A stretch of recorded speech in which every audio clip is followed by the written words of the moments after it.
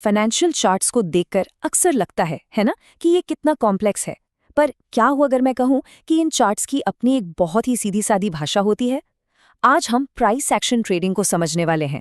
Charts को पढ़ने का एक ऐसा तरीका जो सारे शोर को हटाकर सिर्फ उस चीज पर ध्यान देता है जो सबसे जरूरी है, कीमत। तो चलिए शुरू करते हैं। कई बार चार्ट्स कुछ ऐसे दिखते हैं, इंडिकेटर्स, लाइंस और पता नहीं क्या क्या भरा होता है। ये बहुत ज्यादा शोर है, कंफ्यूजन है। लेकिन प्राइस एक्शन ट्रेडिंग में हम इस सब को हटा देते हैं और सिर्फ उस पर फोकस करते हैं जो असल में मायने रखता है, खुद प्राइस, एकदम साफ और सरल। और यहीं पर प्राइस एक्शन का सबसे बड़ा सिद्धांत सामने आता है। ट्रेडिंग की दुनिया में एक बात हमेशा सच रहती है, प्राइस ही किंग है। इसका सीधा सा मतलब है कि किसी भी फैंसी इंडिकेटर या कॉम्प्लेक्स एनालिसिस से ज्यादा जो कीमत की चाल है, जो प्राइस की मूवमेंट है, वही सबसे जरूरी जानकारी देती है। तो अगर प्राइस किंग है तो हमें उसकी भाषा सीखनी पड़ेगी, है ना? और बाजार की भाषा बोली जाती है कैंडलस्टिक्स के जरिए। हर एक कैंडल एक कहानी बताती है। देखिए, हर कैंडल सिर्फ एक लाइन या एक बार नहीं है, ये अपने आप में एक पूरी कहानी है। ये एक तय समय में खरीदारों और विक्रेताओं के बीच हुई लड़ाई को दिखाती है कि उस जंग में कौन जीता और कौन हारा। जब कोई कैंडल हरी होती है तो वो एक सीधी साधी कहानी बताती है। उस टाइम फ्रेम के आखिर में कीमत शुरुआत से ज्यादा थी, मतलब खरीदार जीत गए और प्राइस को ऊपर ले गए। इसी को हम बुलिश मूवमेंट कहते हैं। और जब कैंडल लाल होती है तो कहानी बिल्कुल उलट जाती है, मतलब उस टाइम फ्रेम के आखिर में कीमत शुरुआत से कम थी। इस बार विक्रेता जीते और प्राइस को नीचे ले आए। इसे बेरिश मूवमेंट कहा जाता है।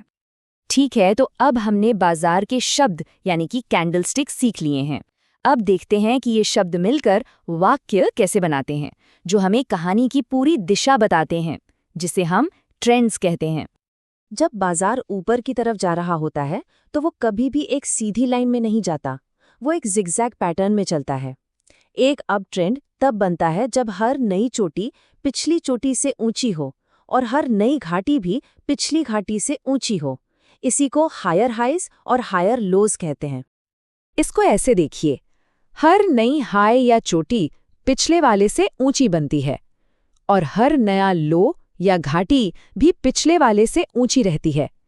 जब ये पैटर्न दिखता है तो ये एक हेल्दी अप ट्रेंड का संकेत होता है, मतलब खरीदारों का कंट्रोल ज्यादा है। इसका ठीक उल्टा होता है डाउन ट्रेंड। यहां बाजार नीचे की ओर एक जिगजैग पैटर्न में चलता है। हर नई चोटी पिछली चोटी से नीचे होती है और हर नई घाटी भी पिछली घाटी से नीचे होती है। इन्हें लोअर हाइज और लोअर लोज कहा जाता है।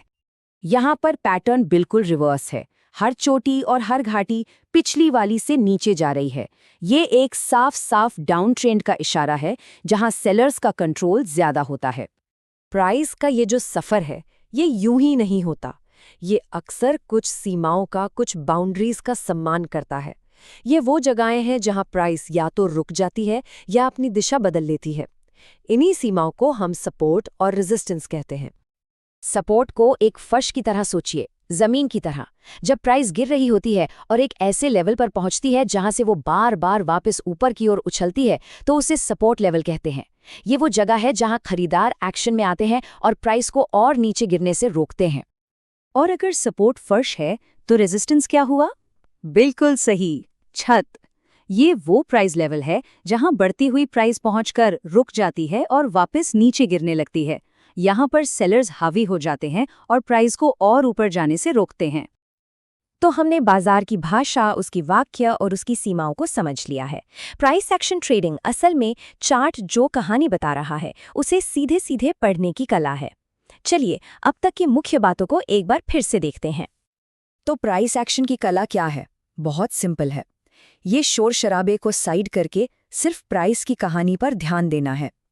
हम कैंडलस्टिक्स को बाजार की भाषा की तरह इस्तेमाल करते हैं, ट्रेंड्स को पहचानकर कहानी की दिशा समझते हैं और सपोर्ट रेजिस्टेंस की मदद से ये अंदाज़ा लगाते हैं कि कहानी में अगला बड़ा मोड़ कहाँ आ सकता है। यही है चार्ट को पढ़ने का सबसे सीधा तरीका। तो प्राइस एक्शन के इन बुनियादी बिल्डिंग ब्लॉक्स के साथ अब चार्ट एक कहानी की तरह पढ़ा जा सकता है। ये एक ऐसी कहानी है जो लगातार बदल रही है और हर नई कैंडल एक नया शब्द लिखती है। सवाल ये है कि अब जब हम पढ़ना जानते हैं तो बाजार की कहानी का अगला अध्याय क्या बताएगा।